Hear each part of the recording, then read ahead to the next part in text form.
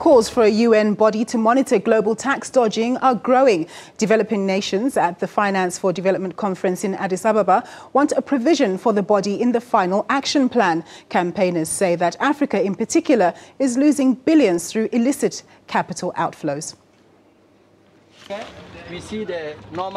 It takes money to ensure the world's poorest has access to clean water, food and proper schooling. Funds that campaigners say could be found in the billions that leave the developing world through illicit means.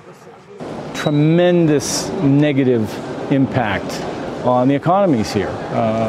Part of the main discussion here in Addis this week has been not only aid in trade and foreign investment, but it's domestic resources, basically tax. A panel led by former President Thabo Mbeki said earlier this year that $50 billion a year leaves Africa illicitly. The main sticking point in Addis Ababa is whether to include a provision for a UN tax body which civil society hopes will set new rules to crack down on tax dodging, mainly by multinationals. Currently, the Organization for Economic Cooperation and Development, which is made up of only 34 developed countries, designs the rules. These are all voluntary processes. There's nothing punitive to ensure that even when money, they find evidence that the money has been shifted to a tax jurisdiction, it should be returned to a developing country. So those mechanisms are very weak. Globally, OECD standards are used whenever there is a tax dispute or suspected profit shifting.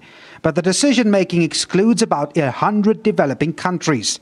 Hence the call for a UN body, which rich countries oppose. In the action plan, I would like to see the commitment to actually constituting that commission. The commitment in the Addis outcome document to ensure that actually happens, not in the near future. It's unlikely that the body will be given the go-ahead in the final action plan of this conference, but it is clear that the call for it will go beyond this gathering. Devin Murugan, SABC News, Addis Ababa.